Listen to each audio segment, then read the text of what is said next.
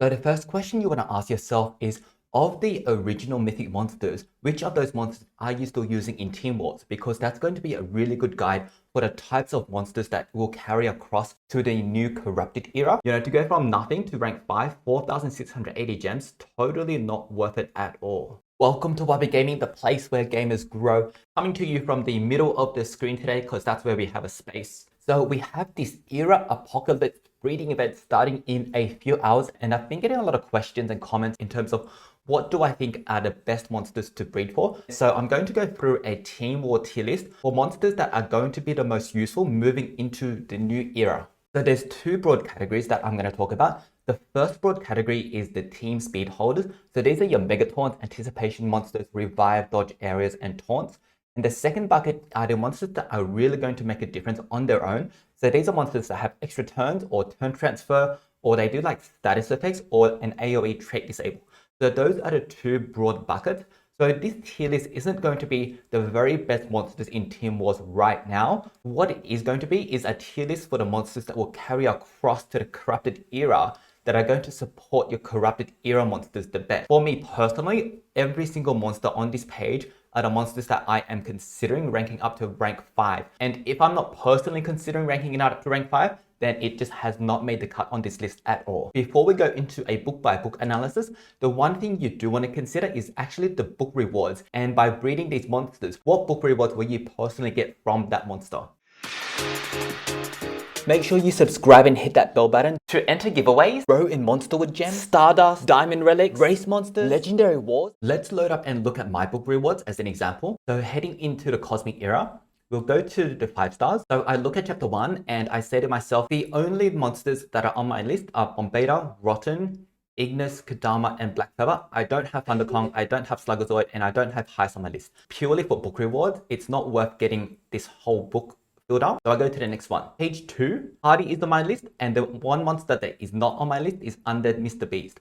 So for me, personally, I'm going to rank up Hardy to rank 5 anyway, and Undead Mr. Beast is not on my list, but purely because of book rewards, I'm going to consider ranking him up to rank 5. And let's see the rewards that I actually get if I do that. Hardy, I'm already going to rank up to rank 5 because I feel like his anticipation is going to be quite useful, even in the new corrupted era. And so Undead Mr. Beast, he's rank 3 right now. And so to take him from rank 3 to rank 5, I need to consider how many gems does that cost and what are the rewards that I get. So at rank 3, that's 2,000 cells. And at rank 5, that's 9,000 cells. To go from rank 3 to rank 5 is 7,000 cells. So that's 70 eggs. Wow, that's actually a lot of eggs, a lot more than I was expecting. That's a lot more expensive than when we were leveling up legendary monsters. That's throwing a spanner in the works because 70 eggs, let's calculate that really quickly to work out how many gems that's going to cost. So assuming we have the parents, which is unlikely, so the parents are going to be extra cost. It's going to cost, I'm going to say 10 gems. Wow, I did not realize it was going to be so expensive to take a monster from nothing to rank 5, assuming you have the parents. So to go from 0 to rank 5 is 4,680 gems. That is totally not worth it at all. So initially my thought process was to take a few monsters to rank 5, but now that I realize it's so expensive, I'm not going to do that at all. What I'm going to do is I'm just going to collect monsters that I want for my collection. And some of those I'm going to rank up to 5 over time if I have Stardust. You're much better saving up those gems to use for the corrupted era. On average, because you're not always going to get the cosmic, if you're gemming everything, it's going to cost you about 52 gems per egg. So what I've done is I've just times the number of eggs times 52, and that's the gem cost down here on the right hand side. Wow, super expensive. So going back to my books, so definitely not going to take Undead Mr. Beast to rank 5. So I'm going to skip this book. Heading over here, I've got all the monsters to rank 2 already, so I'll skip this book. I've got all of these monsters up to rank 2, so I'll skip that book. Oh, this book is interesting for me because I'm actually missing every single one of these monsters. The question for me is it going to be worth breeding for every single one of these monsters if I do have the combo? And that's going to be a tricky one for me. So this one comes down to really me as a collector. How important is it for me to collect these monsters? Of the monsters that I can see being useful are Noah and Master Masher in the new era, but I'm also perfectly okay missing out on them. So unless I have a lot of the parents for these, I'm actually going to skip all of these personally. because the book rewards aren't that important. And because there's new obsidian relics, these book rewards aren't as good anymore. So chances are I'm going to skip this. Chapter 6, I'll skip this one because I've got them already. Chapter 7, I'll skip this one as well because I have them already. Chapter 8, I'll also skip these because I have them all. Chapter 9. So this one, the only monster I need to get the books is Rusalka. So chances are Rusalka is a monster that I will breed for. So for you, if your gems are quite on the low side, I wouldn't recommend doing that, but I do have a few gems to play with, so chances are I will get Rusalka personally. Chapter 10, Tessa Cooper. Similar to Rusalka, there's only 2 monsters that I need here, and I've got the 2 up to rank 5 already.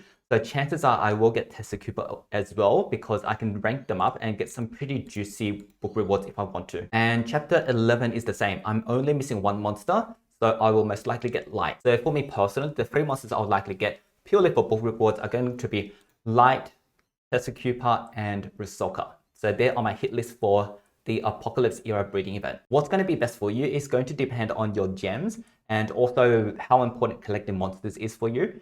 And if none of that is important, then I would recommend going by the tier list and seeing what's actually going to be useful in the coming era. Okay, so heading back here, in terms of the tier list that's going to be helpful in the corrupted era in Team Wars, first focus is Megatons. My #1 priority is actually my Megaton monsters. So if you don't have Shelly, if you don't have Cryocrawler, if you don't have Bombator, I would recommend getting those if you can. The second group that came out quite strongly is the Anticipation monsters.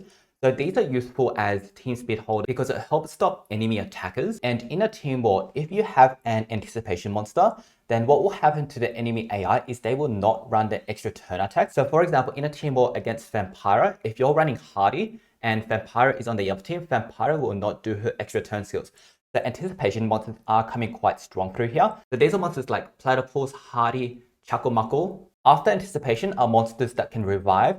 So on this list, the only monster I have in that category is Rotten. So you picture Rotten, he's going to have 3 team speed, double trap. He is going to be useful as a team speed holder. So that's why he's on this list. Dodge areas, you think about the really old strats where you have a taunt monster, such as Armor Claw, and 2 dodge areas, such as a Wormlet and a Grakon. So if you just do like that dodge area combo, Platypus, Roost, Wayne, those types of monsters will be good for you. And the other half of the dodge area is the taunt combo, so monsters like Solar Flare. In addition, the extra turners like Noah and Vampira, they can be pretty useful because single-handedly, they can change the course of the attack. You have turn transfer monsters like Lindworm and Master Masher. Not only do they turn transfer, they can do denies pretty well. The reason why a lot of the other deniers aren't on this list, or they're in the noteworthy list only, is because compared to the corrupted era monsters, those monsters have about 6 to 10% higher speed. So your old deniers are going to be outsped. And unless they're going to also be useful as team speed holders, I haven't put them high up on this list. The one status effect monster is Robo Elf. So he's a little bit like your Mirak type monsters that do something automatically and can really stuff up people's attacks. The last group of monsters I've got on that list is the AoE trait disable. So this is your Tabora and your Dedu. So this just made the cut purely because of how useful it is. And AoE trait disable can really change how your war attack goes and really opens a lot more options.